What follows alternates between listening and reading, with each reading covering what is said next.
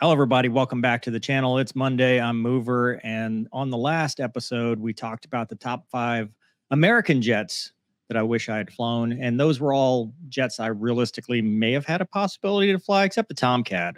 It aged out by the time I was in the military. But I said we'd break this up into multiple episodes if you guys liked it, and the response was pretty good. A lot of questions about the missed opportunities with the F-22 and the A-10. But I tried to explain that in the comments. That'll be a whole different video someday. But for now, let's talk about the top 5 foreign or non-U.S. jets I wish I could have flown. And there's one on the list. I actually do have a story that I almost flew or rode in it.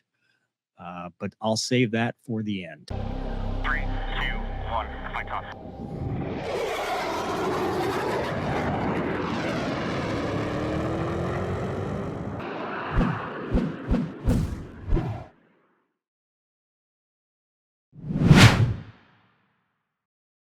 Coming in at number 5, it's the Flying Dorito. I knew nothing about this aircraft until 2 things. 1, DCS.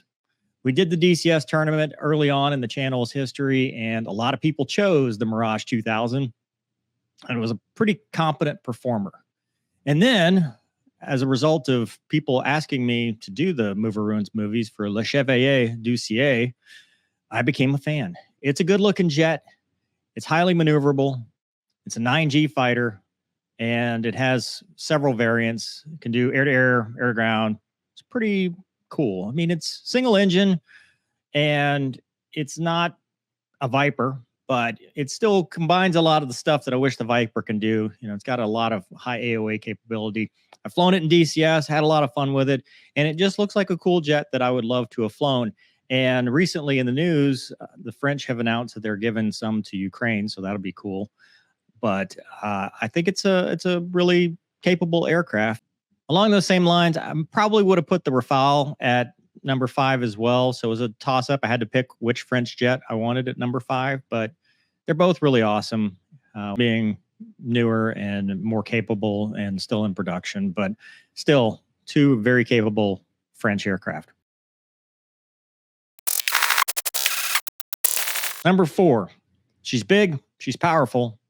She rolls coal like an old diesel truck, highly maneuverable, but don't ask for her to fly more than about 30 minutes. It's the MiG-29, and growing up in the fighter world, it was one of those jets that you knew you might have to stand off against one day. And it's very capable, can pull a lot of Gs. It's a good rate fighter, but also has some high alpha capability. It can get in the phone booth with you. It's not something you'd want to take lightly. I know some people have flown both the F-16 and MiG-29. That would have been awesome. I wish I could have flown it. I wish I could fly it today. There's some civilian ones, you know, it wouldn't be a bad thing, but it's a good looking airplane. And I think that the MiG-29 is just like an old muscle car. You know, it's iconic. It's something you automatically recognize. And if you're Air Force Public Affairs, it's something that you use for Air Force documentation sometimes. Maybe you get confused. I don't know. But it's a good airplane and highly capable. And really what's unique about it is it was kind of the first aircraft to give us high off-bore sight capability with their helmet. Obviously, the older helmets with the Archer, but that really opened everyone's eyes to the capability of missiles and what we should be worried about. So MiG-29 is a great aircraft, and I think it would be real cool to fly. It's cool that it only flies. It doesn't carry a lot of gas, burns a lot of fuel, so but it has a lot of capability, land off airport. It's got the screens that move so that it doesn't ingest any FOD, foreign object debris, but it's just one of those jets that you're like, yeah, that's pretty cool. And Gonki's fought against him. So go to Gonki's channel, his personal channel, and check out him fighting MiG-29. Number 3, the Eurofighter Typhoon. What can you say about that aircraft? It looks good. It might look like a catfish. I don't know. But it's got the canards, highly maneuverable. It's a 9G jet, and they're upgrading them still. It's a joint effort with the Brits and Germans and other countries. And is one of those jets that you're like, man, if I were in a Raptor, I might be worried. And they've done very well against F-22s because of the maneuverability, greater than 1-to-1 thrust to weight ratio, super cruise capability, carries all the new missiles, can do some air to ground. And the newer versions obviously have the ESA radar, infrared search and track, and electronic warfare suite. So it's a really capable aircraft. And I've talked to people that have flown it after flying US jets on exchange tours, and they love it. It's just an awesome airplane. So, and the helmet's pretty cool too. It's got its own unique helmet mounted cueing system. So I think that would probably be one of the top ones that I'd want to fly. Just to go out there and rage around in a jet it's got that super maneuverability. It's got that high alpha capability, can pull 9Gs, but could also get slow, which is nice. And then also you got thrust to power your way out of problems. 2 engines. Gonky likes that. I don't really care, but I think it's an awesome jet.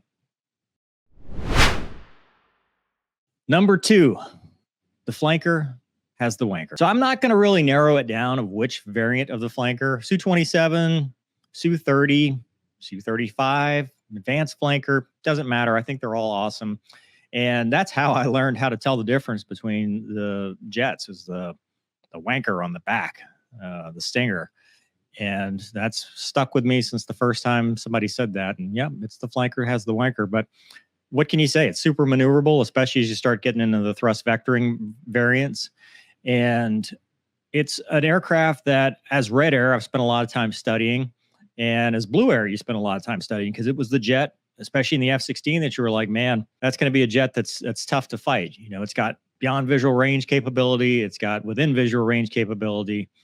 It is formidable, carries a lot of weapons, carries a lot of missiles, and some other variants can carry bombs, and you know, it can go and drop bombs. And I've seen a lot of its use in the Ukraine conflict.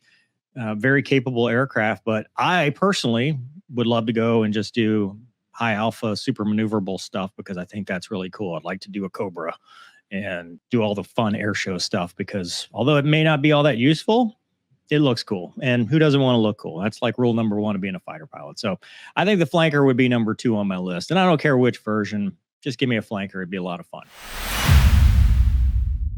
And number 1, the top foreign jet I wish I could fly or could have flown. I actually almost got to fly it. It is the Saab Gripen. Yeah, the Gripen. And I didn't know much about that one either until I did a reaction video to the demo of the Gripen and watched him pull 9Gs and then go negative Gs and then pull 9Gs and then do high alpha. And I was like, wow, this thing's really capable. And I interviewed the test pilot that actually did that demo and that video. And then right after that, they're like, hey, do you want to come out and fly with him? Do you want to go get in the back seat and fly in the Gripen? And I was like, hell yeah, that's awesome. And were it not for a nagging T-38A injury that flared up and actually got pretty bad, I would have. So I missed that opportunity. Would have been a cool time. Never could reschedule it, which was kind of sad, but I was so close to flying the Gripen. Now, it wouldn't have been the Gripen E. I think it was the C that they had with the family model, but it's such a cool airplane, especially the later variants. I think it's like a Gen 4.5. And I've sung its praises on this channel because if you look at the displays, it's very advanced. It's almost like a Gen 4.5. Very good integration with data links and other platforms. Situational awareness is good. It can carry a whole lot of weapons from various countries. It can do air to ground stuff. They've put out some really cool videos about them doing air to ground with it. It's also a 9G jet. It's got a very high thrust to weight ratio. And then when it gets slow, it's a good slow speed dogfighter. So I think of them all, I guess because I almost had the chance to fly in it, that would probably be my number 1 that I wish I could have flown. So that's my top 5. Let me know in the comments what you think. Next time we'll talk about the top 5 helicopters I wish I could have flown. And then we'll talk about prop aircraft, World War II aircraft, stuff like that. And then experimental aircraft and fictional aircraft for this series. So, but let me know in the comments what your top 5 is. And somebody in the comments previously actually guessed this exact list. So good on you for guessing correctly. Hope you guys enjoyed this episode. Thanks for watching. See you next week.